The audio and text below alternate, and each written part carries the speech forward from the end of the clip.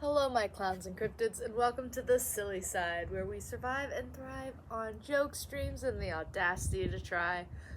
I'm your host, Kingo, and today we're talking about how I got in to start my very first Renfair experience in terms of working it and deciding that I wanted that to be my lifestyle until very recently. So, let's jump into it. So, my whole life, I had always longed for this hippie lifestyle, right? Like, I always wanted to just travel and explore and have this, community and safety net, but also this constant rotation of change that was steady and get to try new things. I always wanted to feel strong and capable and independent, but still connected. I can trace this feeling and thought back as far back as I can remember, this longing for adventure. But our story doesn't really start until I was 21. It's like, you know what? I've been depressed for years. I just want to go on an adventure. I was just trapped in a house for over a year because of COVID. I want to explore. I want to adventure. And so I looked online and found a stilt walking group in Russia, of all places. I'm from Texas, very far away. And I was like, I'm gonna go over there and I'll get a job teaching English or something because I don't know Russian.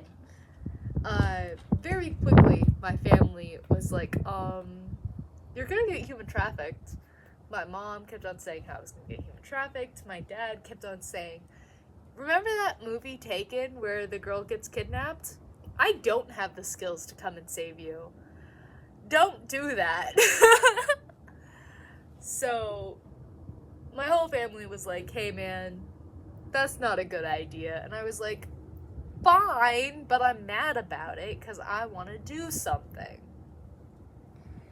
Then my mom comes up to me and she's like, hey, clearly you're never going to let this dream go until you realize how hard it would be in reality. So for the next 6 months, you have to be moved out of my house for 2 consecutive months. And if you come back home early, you have to get a real job and actually commit to this lifestyle. And I felt like I was getting kicked out at the time. Now looking back, I understand that my mom was genuinely like, hey man, you gotta just go do it. You're never gonna stop dreaming about this. She did, however, fully believe that I would be like, oh, this is nothing like I would expected. Time to go home and get a real job. Wee, I'm gonna be a perfect member of society now. Ha ha ha, capitalism. Maybe not quite like that, but she did expect me to not have the type of time I was hoping to have. And she was right in some ways. I was trying to figure out what I was going to do for these 2 months. And I was thinking, should I just get in my car and go and see what happens? I don't have any street skills. I don't know anything. I don't have any of that street smart stuff. Then I find a TikTok online of someone talking about working the Renaissance Festival. And suddenly I'm just like, that's it. That's how I'm gonna make this work. So I look it up and I find out there's a Renaissance Festival coming to my area fairly soon. So I'm just like, that's what I'm doing. I put in a application online to work for the fair itself. I go to an in-person interview. I tell my friend about it. She applies too. And we both get in. Bam. I have a job. I have a place to stay, which is in a campground in a tent behind the fair, but things are working out. This is what I wanted. And then stuff happened. It was one of the most challenging trial by fire experiences I've ever had in my life. There were tornadoes, there were scorpions, there were spiders, there were snakes, there were swarms of mosquitoes. Did I mention the tornadoes? There was rain, there was mud that we got the car stuck in. Everything went wrong. Things broke the first day. I cried to my mom over the phone every day about how miserable and how hard it was. And because I didn't have any life skills up to that point on how to live alone, my friend ended up taking a lot of the responsibility, which wasn't fair to her.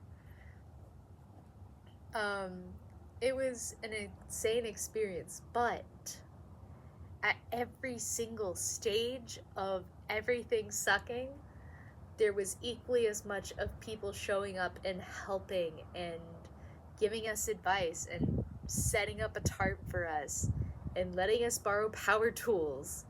Every step of the way, people were ready, willing, and able to help and support. And we even got to support other people through having a stove and having certain tools that they might not have. It was my first time experiencing village mentality, as I call it. That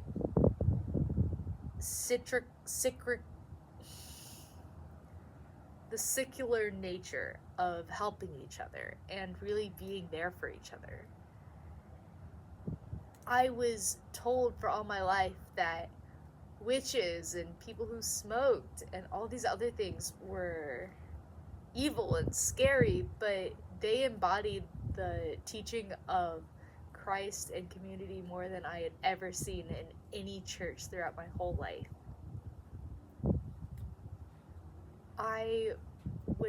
By the time I decided whether I was going to stay with it or not, my mom was expecting me to quit wholeheartedly. I mean, I cried to her every night about it.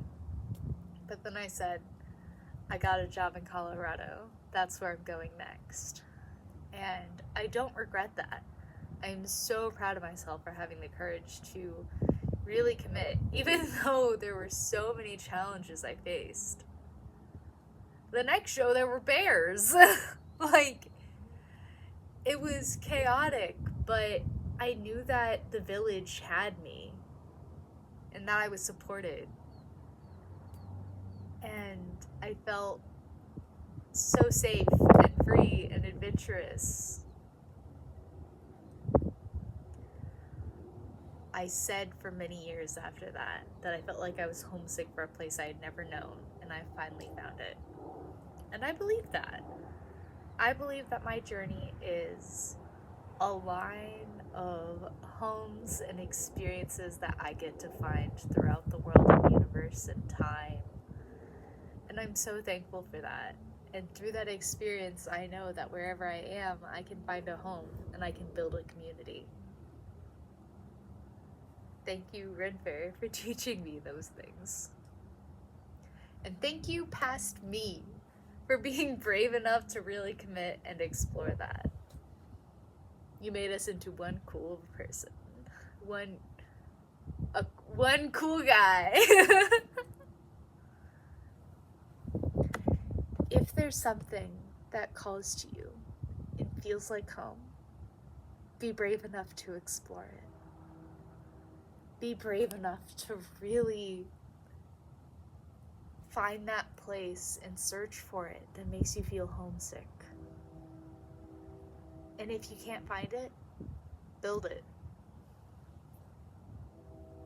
It sounds more simple than it is, but that's what it is.